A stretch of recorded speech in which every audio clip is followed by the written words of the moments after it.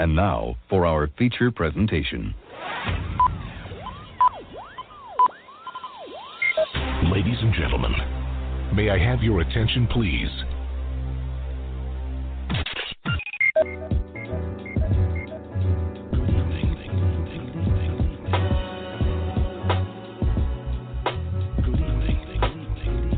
You're listening to Straight Talk with Dean and Mark. Call in to join the conversation at 646-668-8393. Welcome to Straight Talk with Dean and Mark. It's the six-man Dean Geronimo in the studio with Mark Lee. We welcome you to yet another exciting episode of our show.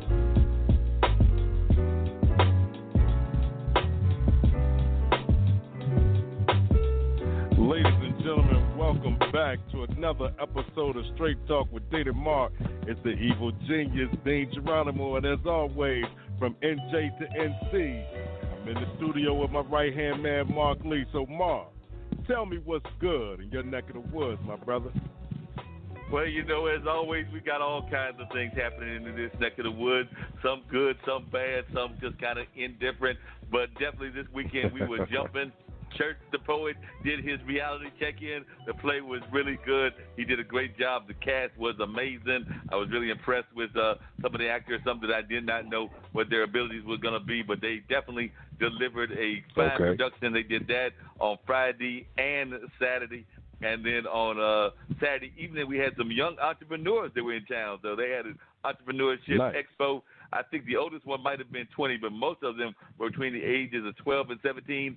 I saw everything from like a guy that was a music producer that's a teenager to a young lady that's an artist. Her company was called Pizza Turtle, which I thought was kind of interesting since my dad got his website as Bamboo Turtle, and I shared that with the young lady, and she got a big kick out of that. And then there were people doing everything from martial arts demonstrations to jewelry to all kinds of various businesses that were there. Had a chance to talk to some of these entrepreneurs, and hopefully in the very near future, we will have some of them appearing on this show as well. So that was a good thing on Saturday evening.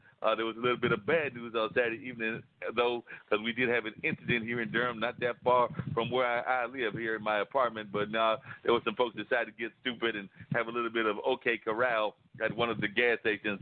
I had just left the bus terminal, maybe 30 or where the bus stopped. It would have been near that, maybe 30 or 40 minutes before it happened, because I saw folks talking about it on the radio in terms of the radio on the bus and everything. And I don't know whether they ever caught the individual, because apparently there was some shooting and one of the cars careened into, I think, 2 or 3 other cars, and there were some injuries, and then somebody was going around looking for the individual, and the last I had heard, he was still on the lam, but hopefully they have caught up with that individual and things of that nature.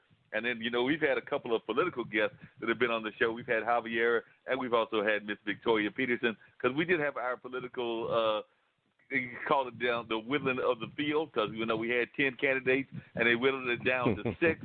Miss Peterson got a little bit upset, and she decided to make a claim that Javiera was not truly a citizen. She tried to go that whole birther route. I have seen shows that Javiera is really a citizen. Yes, she did come here as a child from the country of Chile, but everything that I have seen definitely hints that she is definitely a legitimate person and has been doing a lot of work in the short time that she has been in office. Because, you know, when Steve Schul became mayor, they had to fill the seat, and she's the one that took that seat over. So when she took the seat over, she's done a lot of work to try to make sure that our Latin brothers are able to have more access, that a lot of language barriers are being conquered, and things of that nature. So I've seen her do a lot of work in terms of reaching out and helping the community, not just her own community, but a variety of communities that are here in Durham. So I thought that was a little bit of a dirty pool. That's just my take on it. You know, some people might argue with me that she was doing what she needed to do and everything, but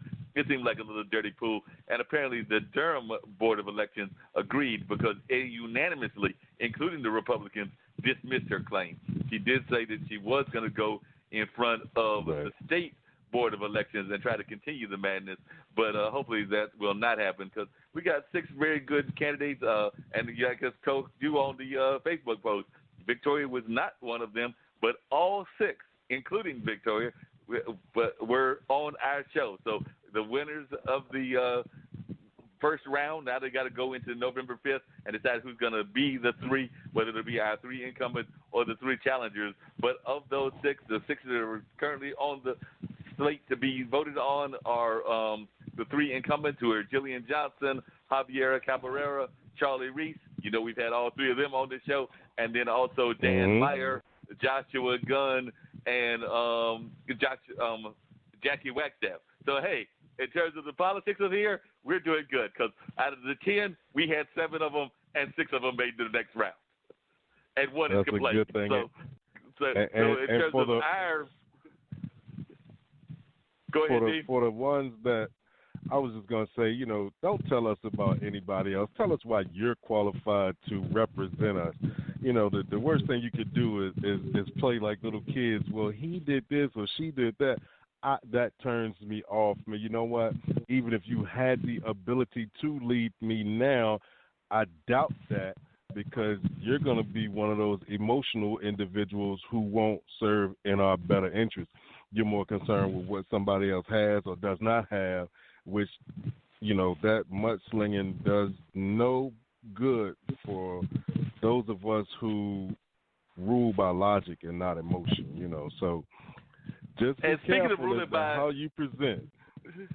Exactly. And speaking of ruling by logic and not emotions, I do keep track, even when we're not on the podcast airwaves, with what's going on in your life. And I really thought that was really uncool what one of your political people did at an NAACP event, to not just you, but also to your wife and others as well. If you want to share a little bit about what that was about and let folks know what I'm referring to, I would definitely appreciate that, because what I read sounds very uncool.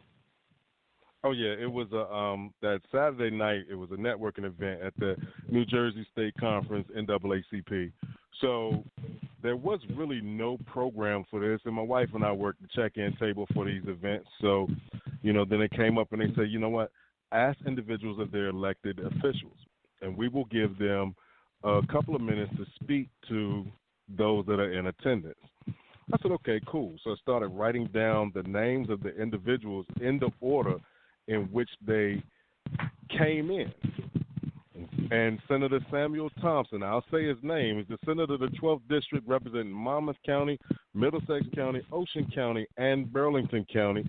He's a member of the Budget and Appropriations Committee, the Education Committee, State Government, Wagering, Tourism, and Historic Preservation. That's all of the things that he does, and the reason we know this is because he got upset because he wasn't immediately called to speak. Now, there were other elected officials there. They were going by that order in which they came in that I had written them down on the paper. So he goes back. At the time, I wasn't at the table, but, you know, he said he would never come to another NAACP event, took his business card, threw it at my wife, almost hit her in the face, and rushed out the door. When I came back to the table, I was like, man, he had to go somewhere fast, and they told me what had happened. So we can handle this one or two ways. We can do it the emotional way and try to search for him and confront him right there. He had already left. I'm not chasing a soul. Social media can get a small bit of information to a whole bunch of places in a very short amount of time. So that's why, you know, that post came out, as disrespectful as that was. And, you know, we'll see what happens with that. But we're going to play the logic game, because it's better to put you out there to things that you did. The days of being quiet and excusing ignorant behavior is gone.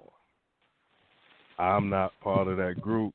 So, you know, hope he listened, or somebody's listened, or somebody saw the post, because now you owe not me, but my wife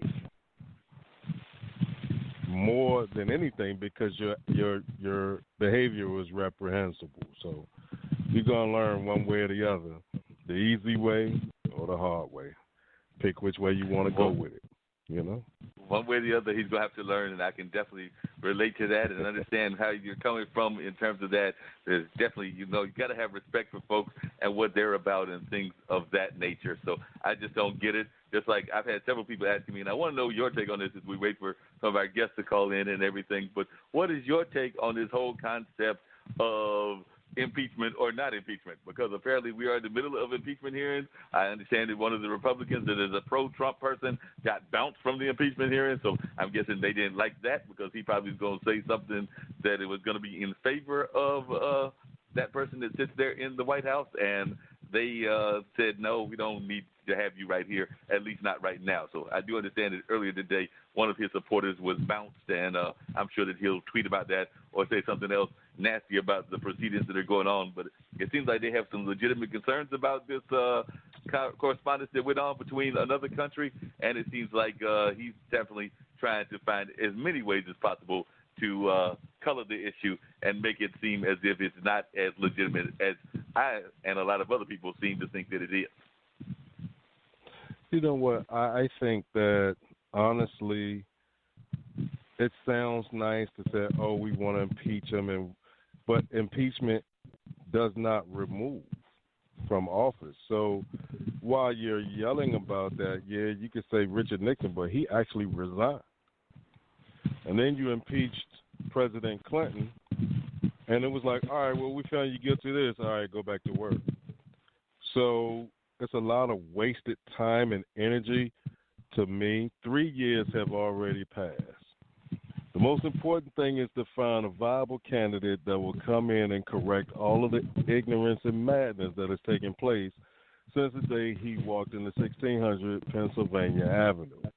Don't waste my tax dollars trying to impeach somebody and it's not removing him and taking him out of office. Don't waste my time telling me all of the things he did, because I'm at the point now, how does it affect me? How does it affect my loved ones? That impeachment does nothing for me. That impeachment does nothing for my loved ones. So, give me something that I can use. Don't give me anything that'll make me feel good. I got enough stuff to take up that space. So I think we need to kind of like redirect some of the things that is like focusing on him.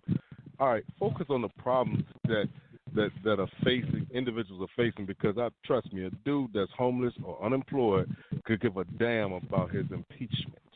They don't care about that. They want to know, hey, can I get a job so I can eat? Can I get a job so I can get a place to stay? And those are the things that are important. We waste more time on, because it's like a little kid. So he's like, all right, well, y'all trying to impeach me, so I'm going to raise the tariffs on stuff coming from China. I'm going to make a tax on this place and that place.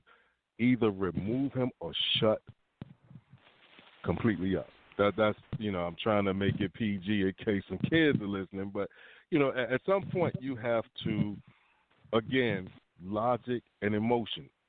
This impeachment hearing, we've heard about it last year. We heard about it when he first got in office. He's still there. Shut up and do something for the people. That's my thing. I agree with you, and I'm glad that I think we get this phone call that I'm expecting, and I'm hoping I will talk to her about this other issue that I'm going to bring up as well. But just really quickly, I got 2 quick points to make. One is today is Columbus Day. While we were out here celebrating a man that was lost, it's beyond me, because, like I said, we're celebrating his arrival. Indigenous Peoples Day. Let's change that real quick. I agree. Indigenous Peoples Day, to celebrate those of us that have native fruits and things of that nature. But definitely, the man was lost, and we're out there celebrating the man that was lost, that helped destroy a lot of people that were already on this land and everything. And then, like I said, I'm going to bring in, I believe that's Sonny that's on the line, at least that's what I'm hoping that we've got and everything. But the other question I've got for you is, and this is just slightly off topic and everything, but I was getting a quick bite to eat, got to do that every once in a while, even when my money is tight. And there was a couple that came in there with their Chihuahua. The Chihuahua, I think they said they were keeping the Chihuahua. So I don't know if the Chihuahua was already had this happen to him or if the couple did it to him or her. But they had somehow managed to paint the Chihuahua pink. I don't know about you, but if I'm the Chihuahua, I'm highly upset, because I don't know that I want people painting me other than the color that I already am.